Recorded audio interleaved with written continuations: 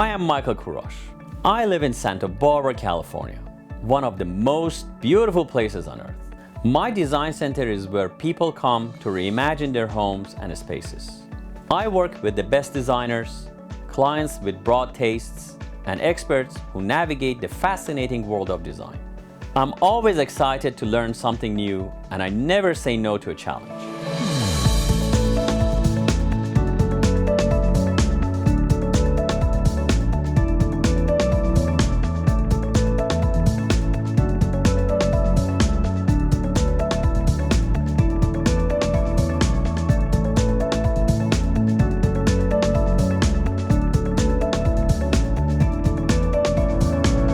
This is Design Santa Barbara.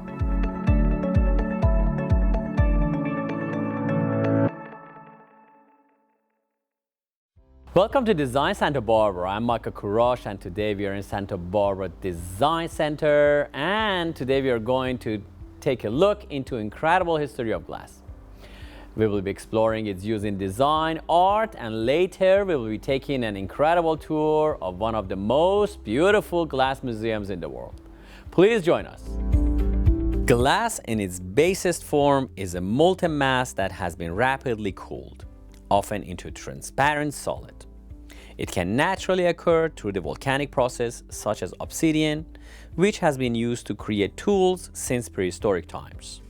Archaeological evidence suggests glassmaking dates back to at least 3600 BC in Mesopotamia, Egypt, or Syria. The earliest known glass objects were beads, perhaps created accidentally during metalworking or the production of pottery using lead glazes. The word glass developed in the late Roman Empire. It was in the Roman glassmaking center at Trier, located in present-day Germany, that the Latin term glacium originated, probably from a German word for transparent. Examples of utilitarian and art glass can be found across the Roman Empire at this time. As civilization developed, the techniques for making glass were refined, and incredible creations such as stained glass windows, art glass sculptures, and ornamental glass accents were proliferated all over the world. During the 13th century, the island of Murano, Venice, became a center for glassmaking, building on medieval techniques to produce colorful, ornamental pieces in large quantities. Murano glassmakers developed the exceptionally clear colorless glass cristallo, so called for its resemblance to natural crystal, which was extensively used for windows, mirrors, ships' lanterns, and lenses. From the 13th through 15th centuries, enameling and gilding on glass vessels were perfected in Egypt and Syria. Towards the end of the 17th century, Bohemia became an important region for glass production, remaining so until the start of the 20th century. By the 17th century, glass in the Venetian tradition was also being produced in England. Around 1675, George Ravenscroft invented lead crystal glass, with cut glass becoming fashionable in the 18th century. Ornamental glass objects became an important art medium during the Art Nouveau period in the late 19th century. Throughout the 20th century, new mass production techniques led to widespread availability of glass in much larger amounts, making it practical as a building material, enabling new applications of glass. In the 1920s, a mold etch process was developed, in which art was etched directly in the mold, so that each cast piece emerged from the mold with the image already on the surface of the glass. This reduced manufacturing costs, and combined with a wider use of color glass, led to cheap glassware in the 1930s, which later became known as depression glass. With the coming of the atomic age, uranium was infused into glass, creating a vibrant green design that glows under ultraviolet light. While the radiation it gives off is not harmful, uranium glass can still be detected by a Geiger counter to this day. Now let's look at some examples of glass through the ages.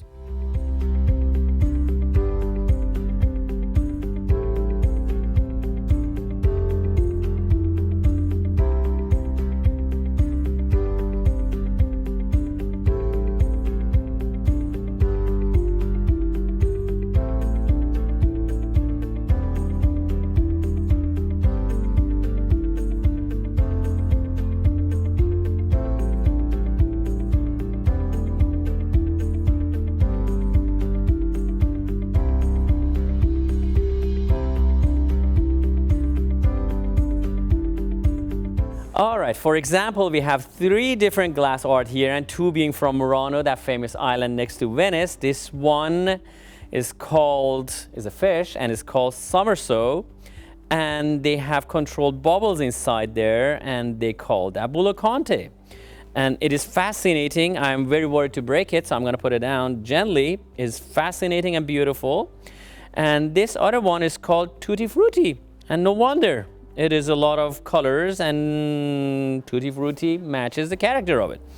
Now we got here and is a lid for a jar, and is a chicken, and it is uranium glass, they call it, and you will see why.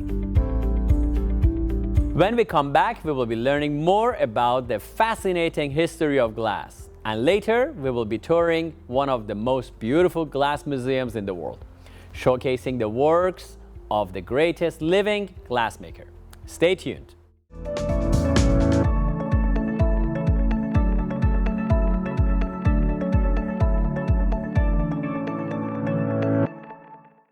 Santa Barbara Pizza House is your home for the best pizza in town.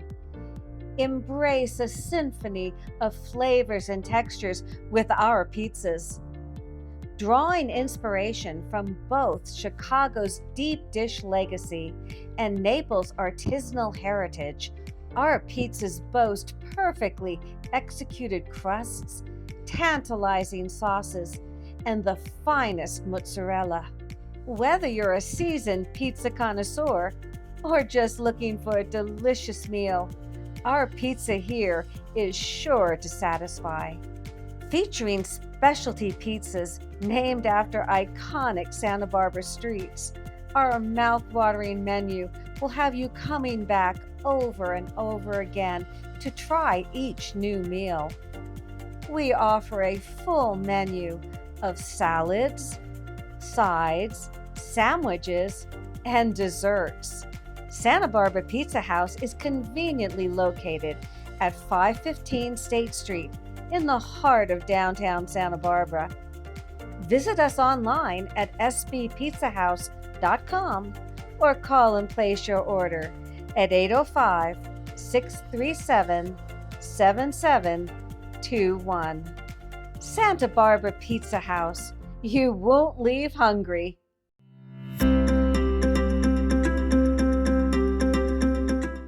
Today I would like to talk to you about rugs.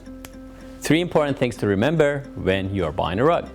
First is the size. Size is very important, and this is what you have to do your study. So if it's for a living room, I recommend to have the front legs of all the furniture to sit on the certain rug you're buying. So go measure it. Make sure you have at least a foot extended beyond the front legs. If you can afford it, get a rug that encompasses all the furniture to be sitting on it. So usually for a living room, you're talking an 8x10, 9x12, a bigger living room, 10x14, and if you want something to sit on it, 12x15 or 12x18. Second, there is a style. It is very important that the style you pick matches the house you have. Check the room. Is it a traditional house? Is it a modern house? Is it a transitional house? You pick the style matching your house and your living style. Lastly, and one of the most important steps, is the type of rug you're gonna buy. I highly recommend you to do your study and see what type of rug is good for your situation. Most rugs I recommend are hand knotted. So these are the type of rugs that they're done by hand. They're mostly natural fibers. They don't have any chemicals. They don't have any machines involved making it. They're hand knotted, and they get more valuable over the time, and they're very durable and long lasting. These are 3 things to remember when you're buying a rug. Thank you for joining us.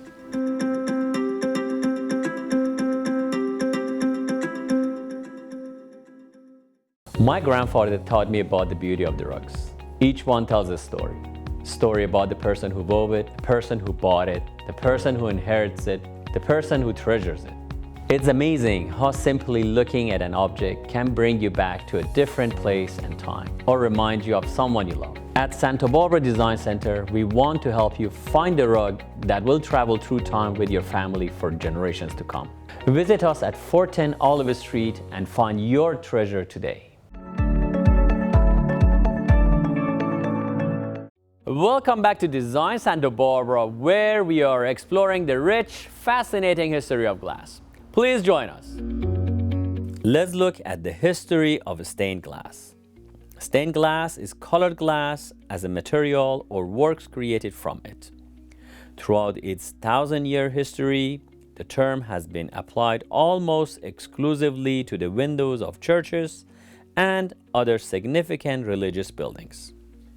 Although traditionally made in flat panels and used as windows, the creations of modern stained glass artists also include three-dimensional structures and sculptures.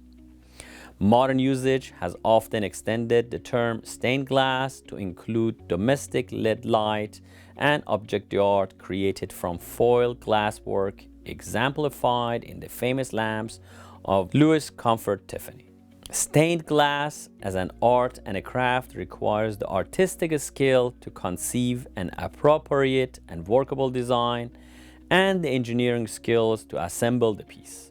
A window must fit snugly into the space for which it is made, must resist wind and rain, and also, especially in the larger windows, must support its own weight. Many large windows have withstood the test of time and remained substantially intact since the late Middle Ages.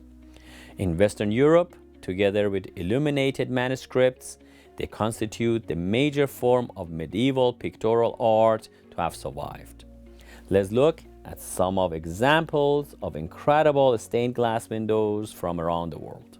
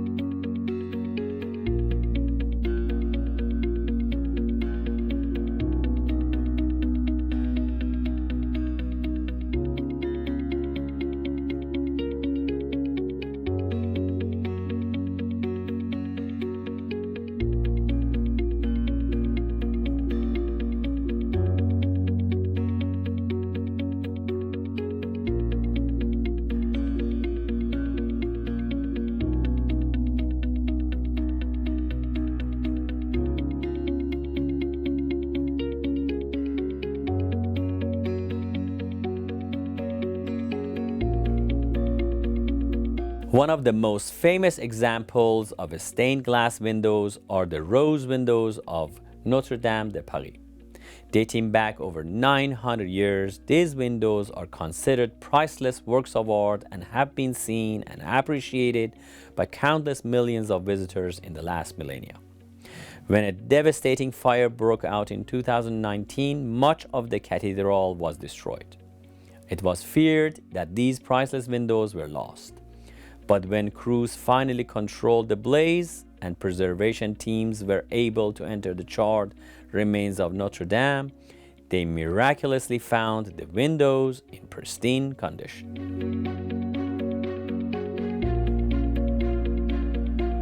Now let's head to the island of Murano and learn more about what is considered the finest glass in the world. With the decline of the Roman Empire, the Venetian city-state gained power and reputation around Europe. This included the renown for expert glassmaking. A law dated November 8, 1291, confined most of Venice's glassmaking industry to the island of Murano. Murano is actually a cluster of islands linked by short bridges located less than 1 mile north of the Venetian mainland in the Venetian lagoon. The furnaces used to make molten glass were a fire hazard, especially in cities with wooden structures nearby. Moving the glassmaking industry to Murano removed the threat of a disastrous fire in Venice. The move also kept the technology of glassmaking and the glassmakers confined to Murano. This prevented the spread of Venetian glassmaking expertise to potential competitors. Glassmakers were not allowed to leave the island without permission from the government. Leaving without the permission or revealing trade secrets was punishable by death. Locating the industry on a single island also made it easier for the government to monitor imports and exports. Murano in the 1200s was a summer resort where the aristocrats of Venice built villas with orchards and gardens. It took about an hour to row a boat from Venice to Murano. Although the glassmakers could not leave the island, the nobles had no such constraints. Despite their travel restrictions, the glassmakers lived on a beautiful island, were under the direct rule of Venice's Council of Ten, and had extra privileges. They did not work during the hot summer, during which furnace repair and maintenance was performed. During the 1300s, the annual summer vacation lasted 5 months. In the 1400s, the Venetian government shortened the summer vacation to 3.5 months. Murano glassmakers sometimes complained they were not working enough. Glassmakers also enjoyed heightened social status. On December 22, 1376, it was announced that if a glassmaker's daughter married a nobleman, there was no forfeiture of social class, so their children were nobles. The 16th century was the golden age of Venetian glassmaking in Murano. Major trading partners included the Spanish Indies, Italy, Spain, Ottoman Turkey, and the German-speaking states.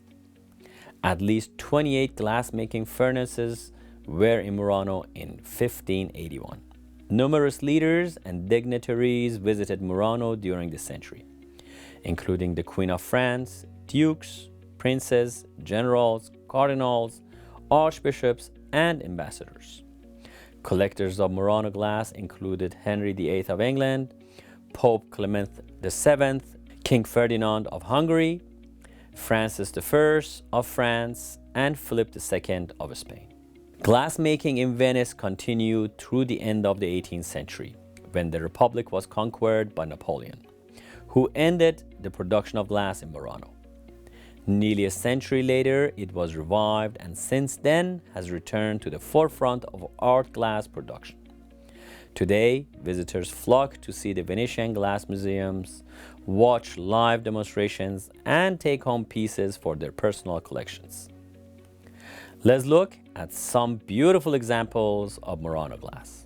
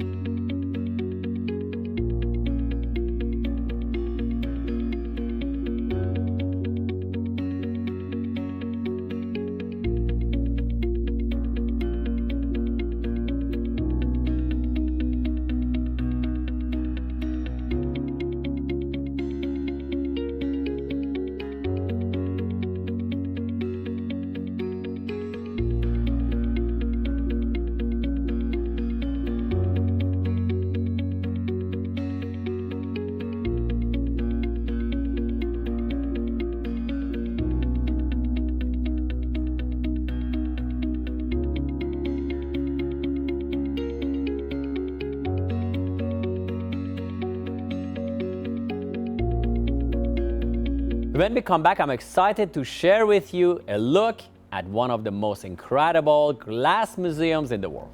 Stay tuned. There will be more Design Santa Barbara after the break.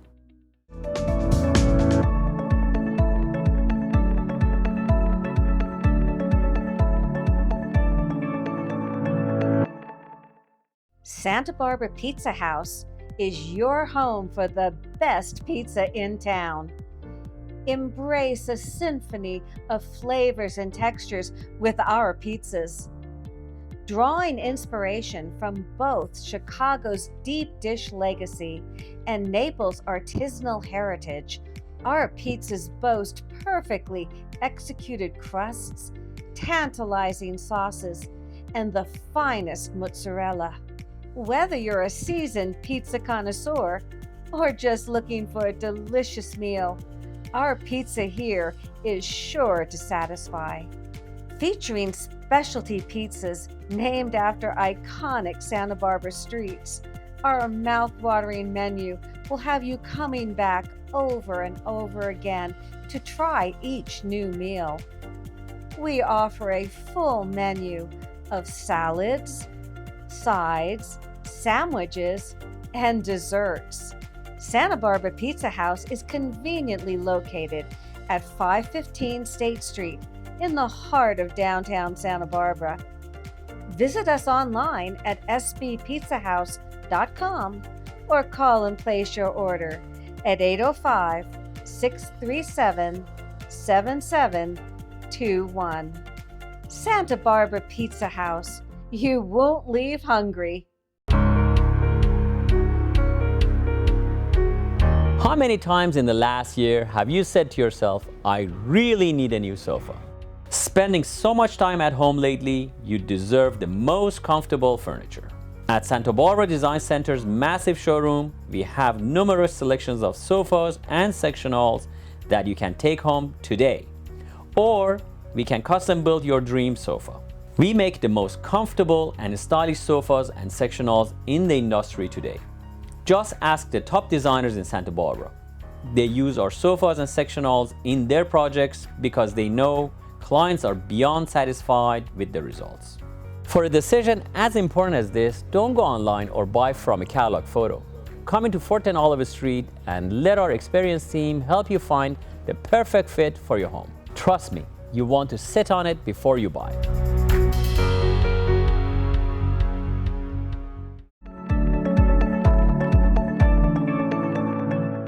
Welcome back to Design Santa Barbara. This week, we are exploring the rich history of art glass. Now let's head to the Pacific Northwest, where one of history's greatest glassmakers has graciously shared his collection with the public. Dale Chihuly was born in Tacoma, Washington in 1941. After brief studies in Puget Sound, his interest in creating glass led him to Italy. Studying around the world, including on the island of Murano, Chihuly gained worldwide notoriety for his work, eventually being awarded scholarship by the Louis Tiffany Foundation and a Fulbright scholarship. In 1976, Chihuly was in a head-on car accident and was thrown through his windshield. In a tragic twist of fate, broken glass severely cut his face and blinded him in one eye, ending his ability to see depth and therefore blown glass. Despite this setback, Chihuly looked at it as an opportunity. He hired others to blow the glass while he carefully oversaw the production and creation of shapes. He has said that the accident allowed him to step back and see the process from other angles. With glass collections shown at museums all over the world and a commercial business grossing over $30 million a year by the early 2000s, Chihuly established himself as the preeminent name in modern glass. In 2012, Dale Chihuly partnered with the city of Seattle to open the largest publicly accessible collection of his work in the world. At the base of the Space Needle, Chihuly Garden and Glass is a treasure trove of fine art glass. Let's tour this stunning museum.